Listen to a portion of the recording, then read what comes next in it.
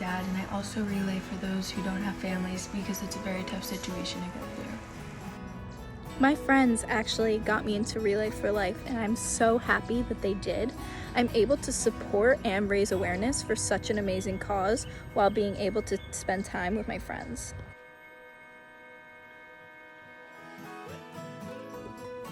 I relay for my cousin Robert Glenn, who sadly passed away from adrenal cancer in August of 2019, and survivors of breast cancer, my grandma Rosemary Hunt and my aunt Marianne O'Malley. My name is Tommy Pua, and I relay for my mother, Lori Liming. I relay for my dad, who was diagnosed with skin cancer and lymphoma in 2015. I just think relaying is very important. It's a great cause because cancer can really just change someone's life. It can affect everything they do, like depending on how dramatic it is, but it really affects their lives, everyone around them, the families. So I relay for my dad along with everyone else who is a victim of cancer, dead or alive, and all of their families. I relay because I've had a lot of family members who have had cancer or who have fought cancer.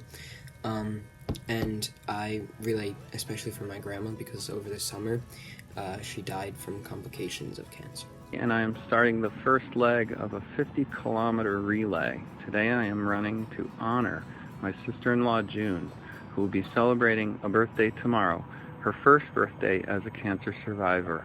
I'm so proud of her, and I will run strong today. I relay for my uncle, who's a survivor of testicular cancer, and for my granny, who passed 4 years ago after a 10-month battle with mesothelioma. I relay for my grandma, who is suffering in Korea from lymphoma cancer. She's a 2-time survivor and is trying her best to fight through it. She just got her first chemo done and she has 5 more to go. I love her so much and I'll pray for her every day.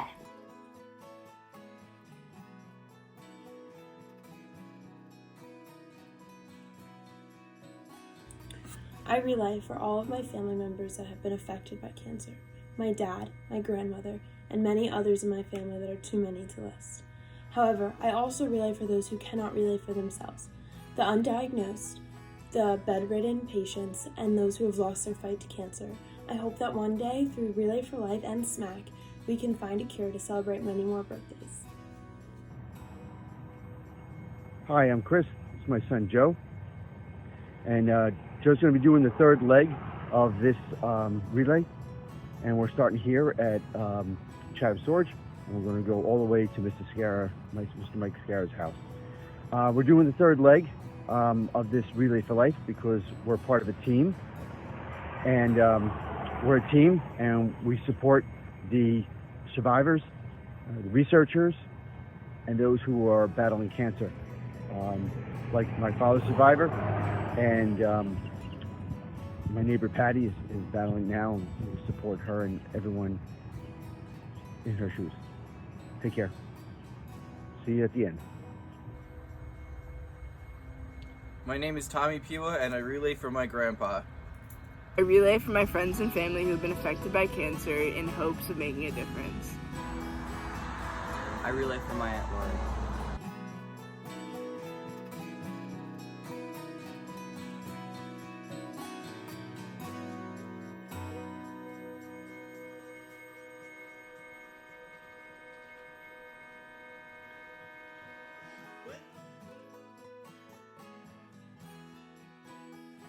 I relay for my grandpa.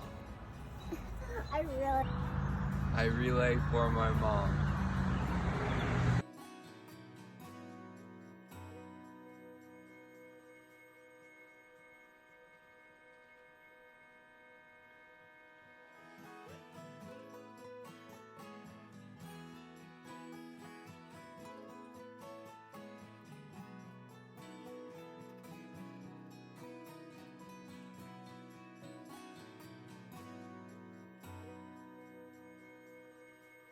I relay because I want to try and help raise money to help fight this terrible disease.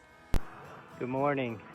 I'm running today for the many friends and family members who have fought cancer Unfortunately, some have lost it. I still got a sister who's battling cancer.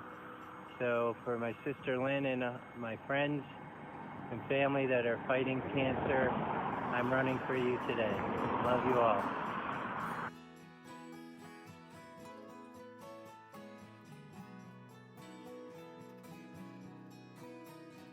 Hello, my name is Stephen Marshall Leone, and today I am relaying for my Aunt Noreen, who has been battling breast cancer for about a year now.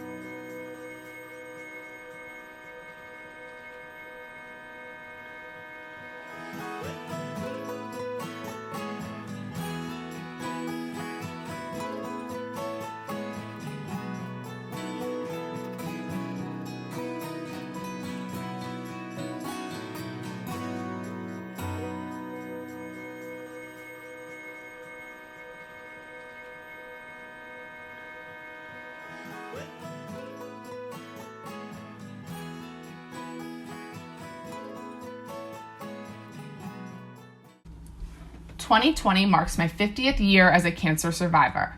I am a 56-year-old married resident of Berkeley Heights with 2 adult daughters, both graduates of Governor Livingston High School. When I was 6 years old, I was in the car with my family and I stuck a penny in my mouth. My brother and sister jumped on me and I swallowed that penny. While I didn't choke on it, it felt uncomfortable and I complained to my parents. After several hours of complaining, my parents took me to the ER to have an x-ray. That is when the doctors discovered a mass in my sternum that was pressing on my esophagus and causing me to feel the penny. That mass in my sternum was a ganglioneuroblastoma, and I was completely asymptomatic. I underwent surgery and months of radiation, followed by years of follow-up testing and appointments, and in 1981, when I turned 18, I was officially declared cancer-free. That penny saved my life, and my 81-year-old mother has it on her dresser in a tiny frame that is a replica of a lifesaver. One year, when my girls were participating in Relay for Life, I decided to walk the survivor lap and to go to the survivor lunch. When they called you up by the number of years you've been a survivor, I surprised Sean Waller, who apparently was the longest survivor to attend that luncheon. The survivor lap was very moving, and although I didn't necessarily want the whole town to know my story, I was really glad I did it. This year, I had intended to participate in the Relay for Life again for 2 reasons: to commemorate my 50 years as a cancer survivor and to walk in honor of my father, who died on June 13th, 1993, of pancreatic cancer. Hi, my name is Danielle DeFranco, and I grew up here in Berkeley Heights. 5.5 years ago, my life drastically changed forever. So I was actually just in the middle of student teaching when I started having some symptoms of blurry vision. Went to the Summit Medical Group right up here on Diamond Hill, and the doctor looked in my eye and he said that there was some pigment that he was seeing. And I said, okay. And I'll never forget this story. He rolled back in his rolly chair and he said, well, this isn't easy. And I said, okay. And he said, so with the pigment that I'm seeing in your eye, that could mean one of 2 things. It could either mean that you have a hemorrhage, which means blood in the eye, or malignant melanoma. And I will never forget, I looked at my mom, who was in the room with me, and I just said to her, isn't that cancer? And she just nodded. And I was in complete disbelief because I have been healthy my entire life, always went to the doctor every year, got my checkups, had my eye checked by the pediatrician at that time. Didn't really have any family history of cancer. So it was a very scary thing. So he recommended me to Wills Eye in Philadelphia, who they have such an incredible team there. They truly helped me through my entire journey. And after 8 hours of testing, they told me that I had an 11.8 millimeter tumor in my left eye. So I was diagnosed with ocular melanoma at 24 years old. And I just remember looking at the doctor and I said, listen, we got to do whatever we have to do, but I need to graduate school. At that time, I was just trying to graduate. I wanted to be a teacher, but I knew that it had to be put on hold for a little bit. So the doctors that were in the room, so what was happening was the blurry vision occurred due to the tumor getting so big that it actually was half the size of my eyeball, and it started to enter my pupil, which affected my vision. So the doctors gave me one of two decisions that I had to make. The first one was plaque radiotherapy, which is high dose radiation to the actual eyeball. And I would be able to save my eye. The second option, which they both had the same success rates, was to remove my eye. And at the time, I said, absolutely not. That is gross. I will never do anything like that. It was very scary for me. So I ended up going with the route of plaque radiotherapy. 3 days later, went in for to start my treatment. I ended up having to stay for treatment for 7 days in an inpatient or outpatient hotel where I was able to stay there. And luckily my mom was able to come and work from where I was as well. So she was able to be there with me. And no one was able to come near me, nor was I able to go outside of the hotel because I was radioactive because of this plaque that was in my eye. So I had surgery to implant the plaque inside of my eyeball, which is very gruesome to think about. And it was very foreign feeling for me. It was honestly a big blur. 7 days later, I had surgery to remove the plaque, which then I waited 2 years to see how the radiation did to the tumor. So the tumor was 11.8 millimeters starting, and it actually shrunk more than 50%, which the doctors were stunned. It shrunk to a 3.8 scar tissue. So basically, the cancer was gone, and it was just left with scar tissue. So after that, I went in, I found a teaching job finally. My eye was very, very red because of the trauma that it went through with the plaque radiotherapy. So I was wearing glasses a lot to kind of hide my eye to the students. And as the years progressed, my eye began to deteriorate, in other words. My eye had a huge cataract on it, huge white dense cataract, I should say. It was blue. And after my radiation, after my plaque, I was blind in my left eye. So I hadn't had vision, and you could notice that I wasn't able to see out of that eye. So my eye actually, I have a picture, looked like that towards the end. And not to mention, being a girl and having anything wrong with your face is very difficult. But for me, it was very hard because people would constantly do double takes at me because they noticed that there was something wrong with my eyes. And I worked with children who were very observant. And not to mention, I was in a lot of discomfort. I had to put a lot of medications into my eye daily. And it was very light sensitive. So I had to wear sunglasses all the time, which was aggravating as well. So 2.5 years ago now, 3 years after my radiation, I made the very difficult decision to have my eye removed.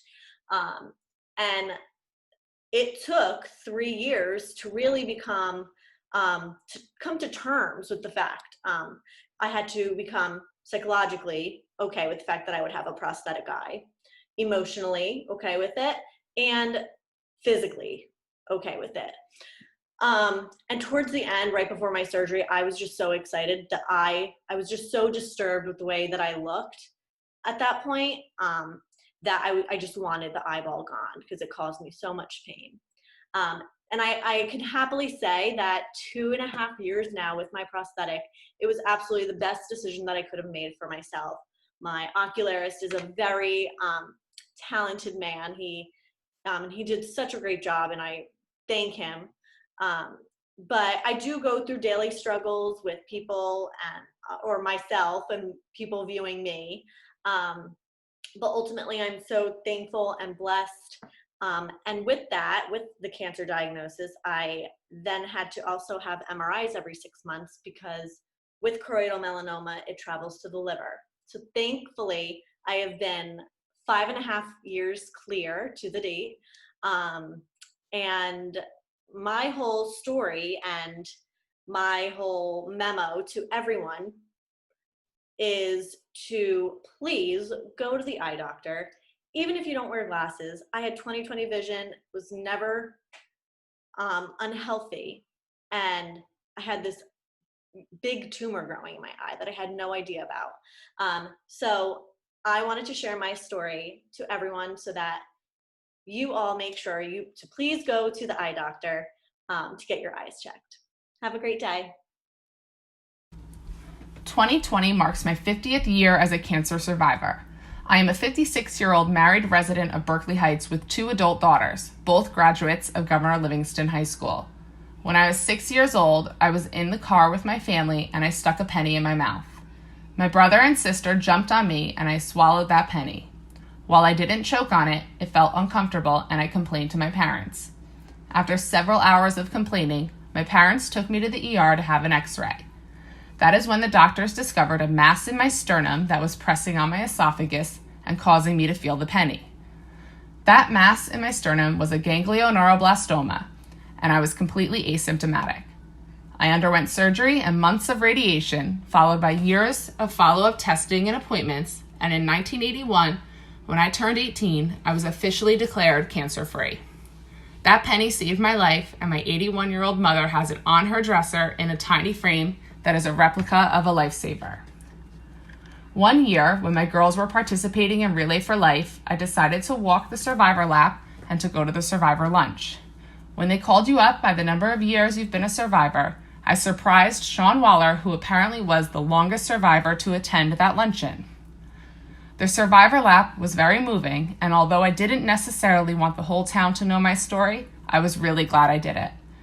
This year, I had intended to participate in the Relay for Life again for 2 reasons: to commemorate my 50 years as a cancer survivor and to walk in honor of my father, who died on June 13th, 1993 of pancreatic cancer.